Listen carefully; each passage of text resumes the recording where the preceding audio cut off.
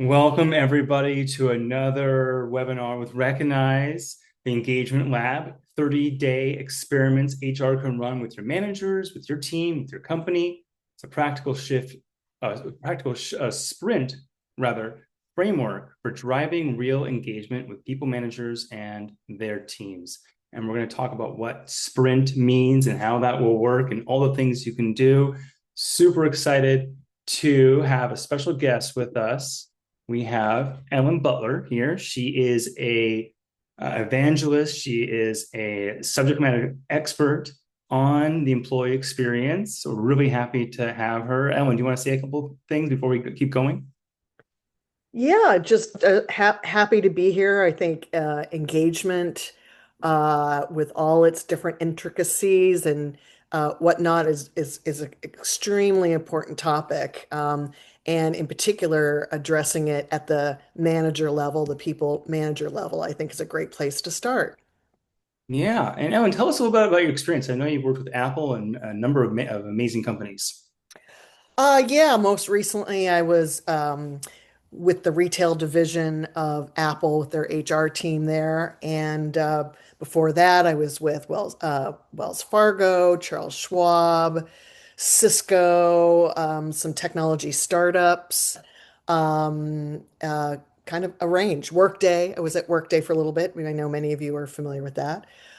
So yeah, and recently I got my certification in employee experience design, which has been a great way to kind of pull together my prior background in HR communications and employee engagement, change management, et cetera. So Very cool. We're really excited to have you here today, and also really excited about talking about agile. Sprints comes from this concept of software engineering. It's a strategy on not trying to climb a mountain in one day, rather than a series of hills to get there. So you make sure that you're in the right place. But before we get into all of that, it's always fun to warm up the call. I'm actually traveling right now. We had the webinar last week. I was in Madrid. I have now driven to Barcelona, which, funny enough, I actually got pulled over along the way, and I think my Spanish lessons paid off when speaking to the Spanish police. Apparently, in Spain, they are very serious about staying in the right lane, and the mm, left lane is only for passing. They will pull you over if you're in the left lane, and I honestly wish we had that in Seattle, where people just go 40 miles per hour in the far left lane. But I would love to have everyone chime into the chat.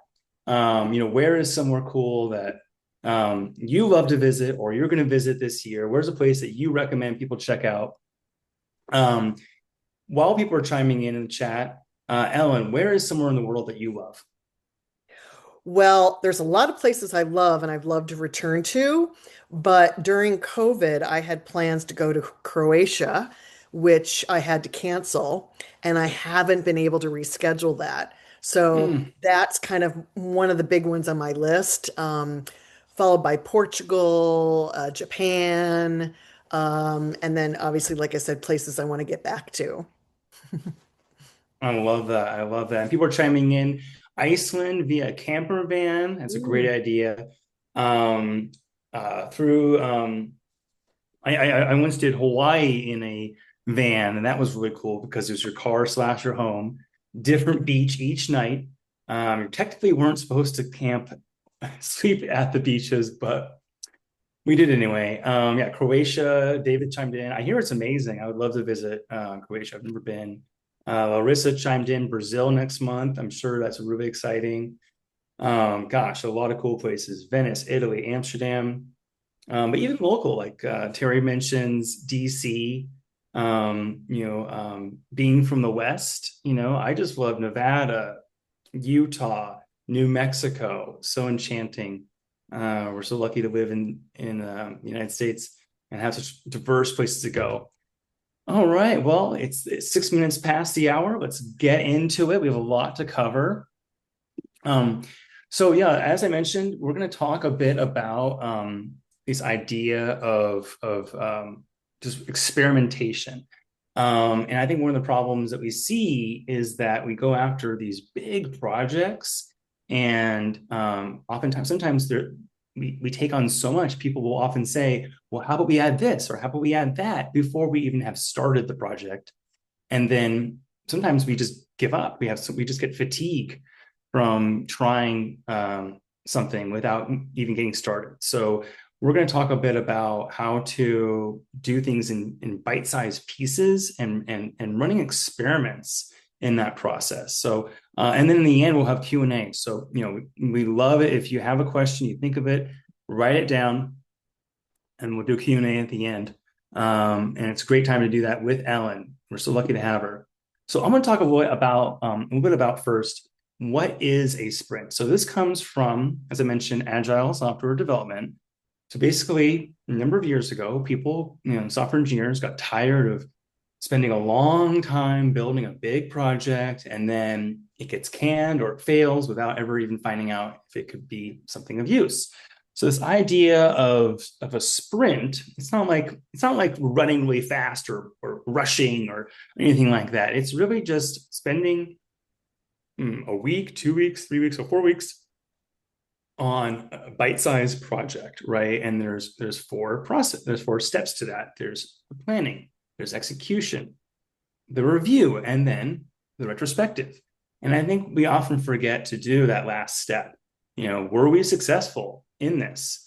And it's always important to do that. So that's what a sprint is just doing something in a bite-sized piece and making sure we're in the right direction. Um, and part of that, those sprints is check-ins with your team, making sure you're on the right track. It could just be a 15-minute weekly huddle. Here at Recognize, we use a tool called Geekbot. I would check it out. I mentioned it before. It's a great way to just do asynchronous check-ins if you don't want to meet in a meeting, but even just a 15-minute meeting to make sure we're all aligned, especially if you're a remote team. Remote teams can be so hard to keep things visible. We're not all in the same office. We're not next to the same water cooler. And then also making sure that with your direct reports, you're doing those one-on-ones and you're doing those one-on-ones in a great way. You're not just talking about the weather. You're actually talking about the projects at hand. And then also taking advantage, if you're using a pulse survey system, if you're using Recognize for pulse surveys or another provider for pulse surveys, you want to make sure that you're catching that real-time sentiment with your team. So what we're going to do here is, the promise here is that we're going to talk about how to start small and grow, prototype ideas, getting those feedback loops going, and then we're going to work with Ellen here to learn how we can get leadership to take us seriously, and how we can kind of balance the soft side and the kind of quantitative side of validating whether or not an idea is working. So I'm just gonna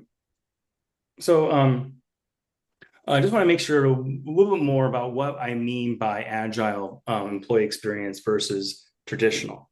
So, a traditional approach again is, perfection at launch, right? At Recognize, I work with customers, and sometimes we get this again decision paralysis where they feel like they need to launch, this recognition program to all 5,000 employees at once, when actually they could launch it with just an individual team and test it after a month.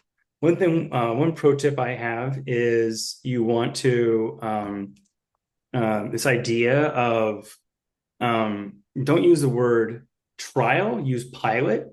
Because a trial is just like temporary. You may get false signals. I see Ellen nodding along. You want to add anything to that?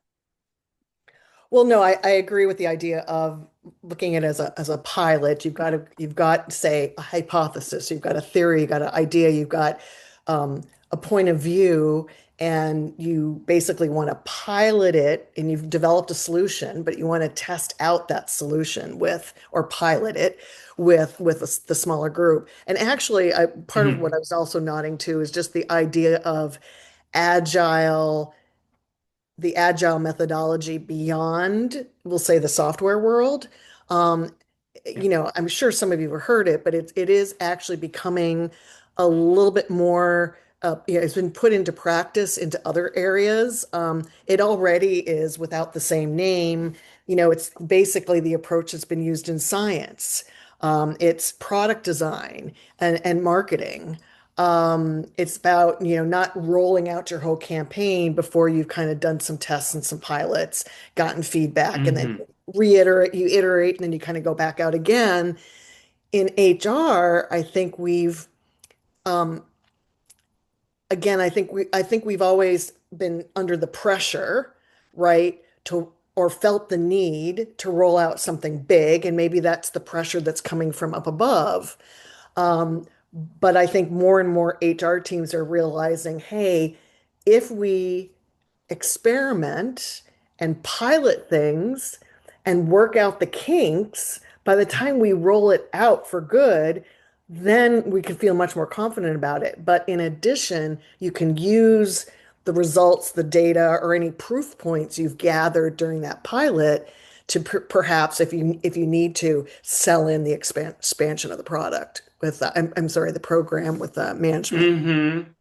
Totally. Yeah, I love that. Yeah, I love the iterative idea Hmm. there. Start small and grow, test the waters.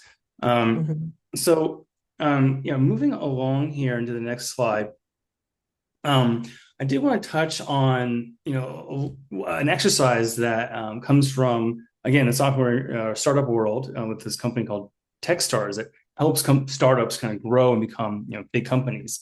And so I'm actually going to stop sharing for a second and pull up the whiteboard in Zoom. So just bear with me one moment while I do that. So can everyone see the whiteboard? Hmm. Okay, great. So just a simple idea of basically taking your goals and figuring out which tasks you want to tackle first to hit your goals. So I'm just going to write a list of goals, right? So that you may have yourself. And I wrote this earlier today. So let's say, you go on a whiteboard with your team or you go into a whiteboard session here in Zoom. And let's say you want to streamline onboarding and offboarding, right? What if you wanted to lower expenses? Maybe that's something that you have a goal for 2026 as a HR professional. What if you want to become a best place to work? We work with a lot of companies at Recognize that are best places to work, or they want to become a best place to work. Or what if you want to improve morale? Or um, what if you want to increase engagement, right? Well, then you want to put a number by these. So I'll put a 5 actually, and then I'll put a 4 rather. Okay, we'll keep going. 3, 2, okay, 1, and then you can actually then brainstorm. Um, there's no text showing, just the text box. Okay, does it show the text now? Yes. Okay. Okay. I will click off each time Hmm. to help. Okay. So then you can work with your team. Thanks for letting me know. With coming up with some ideas. So what if you want to maybe create, hey, what if we create an HR wiki? So I'll write that down and I'll click off so you can see it. What if we wanted to, I don't know, I have to do it because what we do, peer-to-peer recognition, a peer recognition program. Or what if we um, use a simpler tool rather than the current one we do for performance review? Um, maybe in the last webinar we did, people said that a lot of them, they're not using some complicated tool for performance reviews. They're just using a spreadsheet, a survey tool or a custom form. What we can do is then you can say, okay, a new HR wiki. Well, that would help us streamline our onboarding, right? So I'll put a 5 next to that, right? Well, peer to peer, that could increase engagement, that could improve morale, and that could help us become a best place to work. So that means our score there, 1 plus 2 plus 3, would be now 6, right? Or another one, and this is just a bit of an example, right? You could do this for whatever you want. You can even do this with your own personal life goals. So performance review, maybe we move to a simpler tool. Well, that could help us become the best place to work if we are doing it better than we were before. And a simpler tool could also help us lower our expenses, right? So that again, I put a 3 and a 4. So actually putting it, so now instead of having these kinds of discussions, these heated discussions with people on your team, you can more quantifiably decide what you want to work on, Mhm. what you want to experiment with. Now I could say, okay, of these 3 things, it looks like a simpler performance management tool could be something that we actually experiment with, right? As the first thing. That seems like the lowest hanging fruit to hit all our goals. So I just want to share that exercise. I love doing it with my team on all kinds of different topics. And it's fun to do. So something to try on your And own. if, and if I could add something to Yes, that, please. Alex, the and so basically, I think what Alex is saying is you can use that approach for anything, not just say, to increase Mm, engagement, right? Had he through that mm, exercise come up with that as that looks like that's the priority or where we can make the most impact, then you focus on that. And for the sake of this presentation, we're going to focus on, pretend that the top goal is increasing engagement, but you can use this for any type of program. Or mm, to determine, I guess, your department, your group's priorities. Yeah, whatever it is, just your goals and then write some tasks and score them. And Mhm. actually, now we have a fun poll. We'd love to have participation from the group. We are live, so we might as well collaborate and see what people think. Rue, you want to pull up the first poll?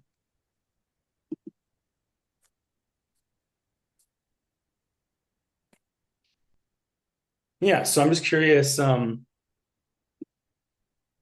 Yeah, what do you think are, what describes your team's ability to test new engagement ideas or just ideas in general?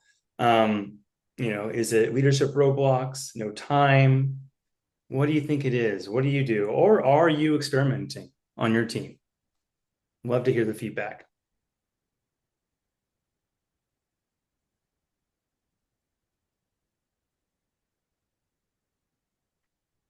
I don't know. What do you think it is? What do you think is going to be number one on the poll? Oh, I just closed it. Sorry, I don't have it in front of me. Leadership roadblocks, no time, need a framework. They do test, but only occasionally, or they're testing and experimenting all the time. I would say the first one, leadership. Again, so sometimes leaders just want the full, they want the project completed versus seeing it kind of dragged out, unless they understand the rationale behind that. But that guess that depends on the company. Well, you hit it. So Mm. yeah, you got it. You got it. We should you're good at predicting. I love that. Yeah. So leadership roadblock, 33% of people said that leaderships prevent them from experimenting. And so we're going to talk about how to make that less likely by, again, leadership's more likely to go along with experimentation when it's more bite-sized rather than a big, 6-month pilot. Instead, let's try a 1-month sprint. Doesn't that sound better? So let's go ahead and keep going. I love that. I'm gonna take a screenshot of the poll. I love having those polls. So interesting. Thanks for participating, everybody. All right, let's keep it going. Okay. So it's great to have Ellen here. So let's do a little Q&A. So Ellen, first question here, talking about, again, struggling with experimentation. We talked about leaders preventing the experimentation, not necessarily their fault. There's just how it's being presented to them. So from your experience as an employee experience designer, why Mm. do managers struggle or HR struggle to actually run engagement experiments? Well, I don't think it's necessarily, I think they have problems having success with engagement programs themselves, actually. And that's because they do try to do the full-blown program, one big bang all at once, versus, again, kind of starting out small, experimenting. etc. You can even do that without, just as part of your department's responsibilities. You don't necessarily have to, go to management to say, can we get approval to do this? Because Hmm. there's no cost involved, right? And if Hmm. that's part of HR's job anyway, to focus on engagement, then let us think of some creative ways to attack this project. But on the other hand, and what we've listed here is that why engagement in general fails is really at the manager level because and as you know, that's kind of an issue because the managers probably have the most impact on an employee's experience, good or bad, and whether they stay, how they perform, etc., than anything else in the workplace. So Hmm. so great. So they're pivotal, right? They're pivotal to employee engagement, but yet probably like a lot of other things, you're right. You're getting pushback, you're getting resistance. They're kind of dragging their feet. Well, why is that? Well, one, they don't, maybe they don't have any easy way, right, to implement something. It's too laborious. There's too many steps for them, or there's too much they have to figure out on their own, right? So in that case, you want to provide guidelines, tips, background information, templates, things that can just have it take less time for them so they can focus on Hmm. just getting it done, right? Particularly if it's aside from their other priorities. In addition, I mean, you all know this, managers today don't have the bandwidth. They're competing priorities that are hitting them and demands that are hitting them at the executive level or their management. They're having them, come from the employees, push and pull. Hmm. But really, in the end, because of their priorities, because of the lack of time to get anything done in their day, unfortunately, this comes at the sacrifice of the more, this what many think are the softer side, but which we know is not, but Hmm. the employee-centered activities. Also, when it Hmm. comes to engagement, that kind of takes some skills, right? It's not just about having a meeting. It's about having a quality meeting where you're listening to people, whether it's a one-on-one or a team, having listening skills, understand how to build relationships with not only you Hmm. with your team members, but how to help team members build relationships. And then also to be a coach, not necessarily to do the work Hmm. for them. So that's kind of, they're lacking those skills, many of them. And then engagement is one of those things where sometimes you don't see the results immediately, right? And maybe not all the results can be quantified. And so therefore managers are like, okay, if this doesn't like help me meet this specific goal in this amount of time and make this impact within those 30 days, then it's kind of hard for me to justify spending my time on it, right? So Hmm. again, managers don't control all the things that would have impact the employee experience or influence engagement. But if what you're trying to solve for is engagement, even if you just move the dial just a little bit with a few experiments and practice doing a few new things differently, right? They can make an impact and therefore you can make an impact. And yeah, I mean, there's that whole, it reminded me of the old expression, no one got fired for buying IBM, right? Like if you just go through the motions, you don't ruffle the feathers, you'll be Mhm. fine, right? But if you can do, I'm seeing this from my experience, if you just do one thing that moves the needle at your company that's a little bit different, you'll be known for that for the rest of your Mhm. career at that organization. Mhm. So it's Mhm. worth looking into, but again, you don't want to put all your eggs in one basket because it may shoot you in the foot and eventually. So it's good to be Right. experimenting. And And I love your point. experimentation is how innovation comes about, to your But I point. think you made a Mhm. good. I think you made a good point on the softer skills too. It's about Mhm. diplomacy. It's about finding Mhm. advocates within the organization to drive those changes. We actually have another poll. It's a little bit more. It's a little more nuanced than the last one. I'd love to get a sense from everybody. If Rui, you want to pull that up? So it's like it's not about what's preventing it. It's just kind of maybe the attitude of your organization. Are they risk adverse to experimentation? Or do you have a skunk group concept where there's a team innovating or trying to disrupt yourself? On our in our company book club that we meet on Fridays, we're reading the book. It's an old book now, Lean Startup, and it's all about experimentation. It's about they mentioned Intuit and how Intuit will build products to disrupt itself because if they don't do it, their competitors are going to do it, which I think is really interesting. But why does your org? Where's your org at with experimentation? Is it risk averse, or is it built for experimentation? I'd love to hear that as another questionnaire group.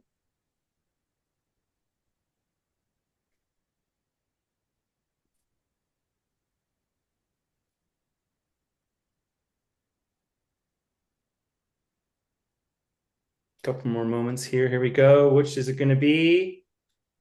Kind of across the board a little bit. So yeah, no resources, no clear process. But then there is some experimentation. So 30% of you say that there is experimentation. I love that, that there is experimentation. But like Ellen said, if there's not a process, there's not tools to do it, you're not going to do it. So we're going to talk now. Let's get into it. Let's get into the meat of this. So how can you run experiments in your team? So it's great to run 30 days experiments because that gives you enough time to really get that feedback. You can do a mid-sprint feedback loop at the beginning of the third week to make sure you're on the right track. And again, this idea of sprint is to go after a project, an experiment that you want to test, maybe with a specific group, maybe just a small department. Start small and then measure and make sure you're making the right moves, and then use that to get more resources, more advocates within the company to work on the project. People in your team, on your company, want to work on winning projects. They want to be pinned to that success. So if you're starting to see success, there's going to be more people that are going to join you and support you, and it's going to snowball. So I'd love to ask Ellen, how do you adapt to a sprint? And this is a kind of an interesting question because there's deskless employees and desk employees, front office, back office, right? So how do you adapt these types of concepts for different types of employees who may not be on a computer? Right. Well, I think, and this really applies to creating or designing any program that involves employees or is for them. You really need to come to them where they are, meet them where they are, and also understand how their workplace, their work environment is different. How do they receive communications? How do they hold team meetings? How do one-on-ones happen? It may be very different in an office environment than, say, in a manufacturing environment in the factory. So I think it's the first thing is encourage. I mean, certainly managers will probably know this, but your guidance to managers who might be taking this, that you might be piloting this with, is looking at their team that they manage, and look at again the profile of those employees to figure out what's going to work best for them. So that's another reason why, say, you wouldn't go to one team and prescribe one specific approach to them to try without getting their input on, again, will this work in their team and how can you modify it for their team? Mm-hmm. That's so true. Yeah, Right. thanks for that, those ideas. Hmm. Um, so so the first week is you want to set what is the goal, kick it off, get that everyone together, make sure we're all on the same page. Again, if you're a remote team, it can be so easy to kind of, if you're not explicit about what's happening, people will fill in the details, right? And you'll come in a week later and wondering how you already are off base. So meeting and making sure we're all aligned. We love using the tool Notion and creating Kanbans and creating project boards and creating, information that's very clear and everyone's writing it together. One thing I found is if you just hand someone a project and say, do this, they're going to do a much better job if actually you let them come up with the plan. You Hmm. know, the plan may not be as good as what you think it could be, but because they have ownership over it, they're going to be more Hmm. successful. I'd love to ask Ellen, you've seen how engagement initiatives have fizzled right after the first week. From a change practitioner's perspective, how do you prevent this 30-day experiment from being seen by employees as not just another HR flavor of the month, and instead make it feel like it's meaningful shift in how teams operate? Yeah, and again, the secret is involving them in the design, involving them in the problem solving, so that then when you come up with a solution, you've had that input from the employees. You know, yes, do we as HR people, do we as, managers, have a feeling for or a sense for what engages people? Yeah, theoretically we do. But everybody is different in every company and everybody on your team. So it's really getting their input on, where are we failing in as far as helping you feel more engaged. Let's look Mm, at those areas. Let's figure out where to prioritize. And then what would have you engage more in team meetings, for example? Or what would help you motivate you to volunteer for some special projects? Again, it's hmm. asking them what would work for you. Now you can't Yeah. obviously tailor it for every single individual, but you look at the common denominator. Yeah, yeah, and give people a sense of ownership is Hmm. so powerful inside organizations. Agreed. Yeah, and so moving on to the second week of a sprint, right? You want to in those micro experiments, you want to it could be maybe a peer-to-peer recognition program, or it could be something like that. What you want to be able to gather that feedback. So Ellen, you've spoken before around the importance of an employee-centric mindset. Hmm. In that week too, we ask, what's not working? In many cultures, employees are hesitant to be honest, right? Hmm. As a change practitioner, what's the best advice for HR team to create enough safety in just 7 days so that by week two, the feedback is actually critical and not just polite? Right. Well, even the manager, if this is, again, HR is working with a team of people managers outside of HR, right, to do this experiment, then you want to advise them as well. At that first time when you have that first kind of meeting, where you tell them about what's going to be happening and what you're going to be doing, and then ask for their input and co-design. That's the point there where you, how can I say, convey this idea that this is kind of a team effort. Um, that they're going to be part of it, that you're looking for them to kind of own it. And then I think they're going to have a little bit more, feel a little bit more free to, and safe to be able to, pipe up when the time comes to say, okay, we got your ideas, we tried these things, you know, what worked for you and what didn't. Yeah. And I also wonder maybe if the feedback is anonymous too, because then you're more likely to be honest.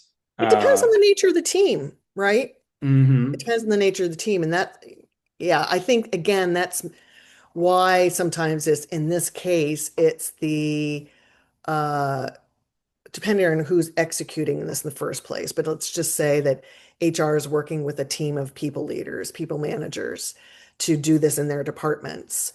Then again, it's really up to that um, manager to decide, oh, do we have a culture of trust and safety on our team right now? And if not, then yes, they may want to offer it anonymously. That's true. Yeah. Psychological safety is such a hot topic right now. And so then we move into the third week. And again, it's just checking in, making sure that we're on the right path, looking at the data. Sometimes it could be too early. Sometimes your gut says we need to keep going. We just need to go a little bit more. We haven't hit that critical threshold. But again, You want to be checking in. Part of that cycle of a sprint is making sure that we're you know, doubling down on what's working. But sometimes you want to listen to your gut before you stop the project. And then moving into the last week of the sprint is at this point, you should have enough data. Typically, you should have enough data to know whether or not you've hit the mark on the project, right? And so again, with let's say a recognition program, do a sprint with just the sales team and see within a month if you're able to move the needle on some of the KPIs. And now it's going to be much easier to get support from the leadership to do a much larger pilot. Maybe now do a 6-month pilot rather than just a 1-month pilot, and present that data to leadership. So I'd love to ask, on that note, let's double click on convincing leadership. I'd love to ask Ellen, in your experience building employer brands, how do you strike a balance between the hard data, or the emotional storytelling when Hmm. presenting the results to the C-suite, who might be skeptical on soft engagement experiments such as recognition? Hmm. Hmm. Yeah, that is a hard one. Obviously, the more hard metrics you have, the better. But again, some things are going to be anecdotal. Like you can say, we've noticed a big increase in the amount of participation of team members in team meetings, right? You can't say, oh, there were only 3 people before, and now there's 10 that are participating. That may be a little different, and it's going to vary from week to week. But so there's going to be some things that are based on observation. But I think really what clicks with senior management in making decisions, giving approval, is tying it to what the business outcomes will be and how those particular ones align to what the company's trying to do at that point in time. If in that particular Mm-hmm. quarter, the focus is on operational efficiency or Mm-hmm. operational effectiveness, right? Then, equate these things, okay, by having the employees, coming into work more, doing this, having them proactively help suggest ideas for how we can perfect our processes, things we don't need to be doing, things we should be doing, etc. Now we've been able to actually improve our process so that it only takes, 10 days, right? Mm-hmm. And so I think that really is key. It's always looking at the big things and even the big things that HR is trying to accomplish, whether it's, you know, enabling productivity and efficiency and helping the company grow or build revenue. It's, being able to kind of connect the dots for leadership. I think you nailed it. I mean, if the company has a set of values, mention the That too. values, and, That and too. Hmm. and if there's a leader in a town hall presenting, take note of the language they're using, and then Hmm. use that same language back to them. Right. There's that study. If you just breathe the same way somebody else breathes, they feel more connected to you. They don't even know. We got some dogs in the group. Um, you may not even know why you're feeling connected to them, but yeah, definitely use the same language, use the values of it. I love that. So um, we're gonna do a poll now. Um, so this one is, what's the primary factor for I have a different poll in my notes here. So your organization's approach to recognition, what's driving your recognition program? Is this what's driving your recognition's approach to recognition? Rather, it's improving what we already have. You haven't launched a recognition program. You have an informal culture. Um, what's driving your recognition program in your organization? Or we haven't even launched one yet. or you're still waiting on buy-in from leadership that they're the bottleneck to an employee recognition program. Love to hear what people say about this one.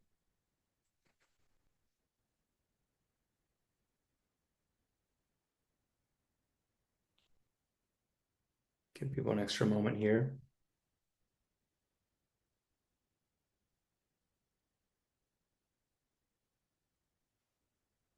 Okay, what's it going to be? Um, awesome. Improving what we already have. I love that. Um,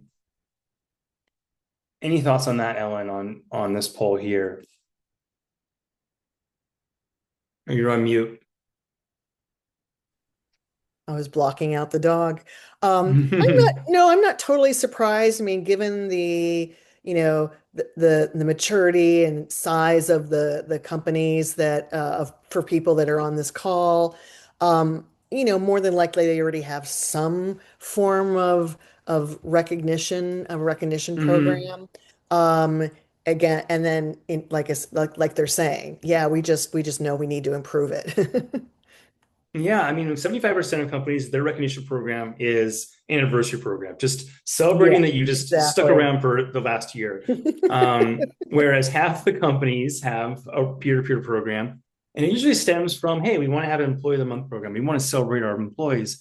Where now it's more of a strategic shift to when you celebrate your success, when you make it visible, especially in a remote team, people want to be part of an organization of winners. You're just going to attract more winning. You're going to attract more winners. So that's really why you want to strategically have a recognition program. And that's why we want to take those bulletin board recognition programs that we started with and improve what we've had and build it into a global recognition program that has concert tickets and award certificates and a hall of fame, and it's in Microsoft Teams. That's really where people are headed to. Thanks so much for that poll. We're kind of rounding out the presentation, but we want to give everyone a worksheet that you can take advantage of. You can walk away with this. Again, we are going to be sending the slides after the call. Like Susan asked, yes, you'll get the slides. You'll get this worksheet as well. So this is a fun worksheet that we made to help you kind of put a plan together. So if you ever want to put together a sprint, put together an experiment, and you want to be able to then present this to leadership, this is a great way to do it. It's super straightforward. Not too much to talk about here. Just download it after the call and take advantage of this. Try to this year in 2026 do some kind of engagement sprint and see if you can. The goal is to track more people into the project as it's being successful and see where it goes from there. Emma, any thoughts on this before we go into the end here? Well, no, just that this is kind of what I was mentioning earlier. If you can give, in this case, this is certainly helpful for the HR practitioners and their teams doing sprints within HR.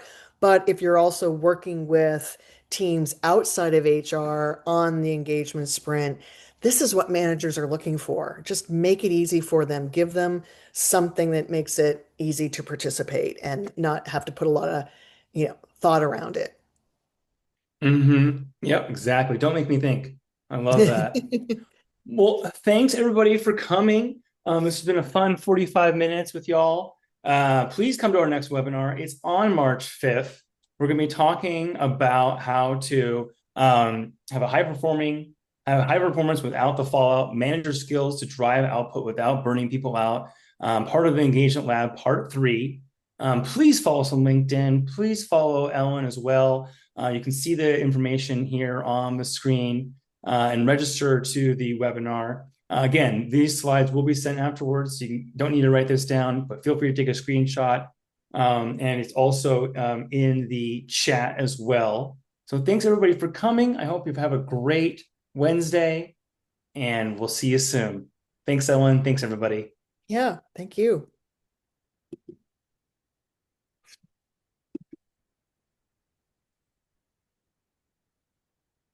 Oh, hello. Hey, we're gonna wrap it up now. I'm gonna close it out. Thanks so much, everybody.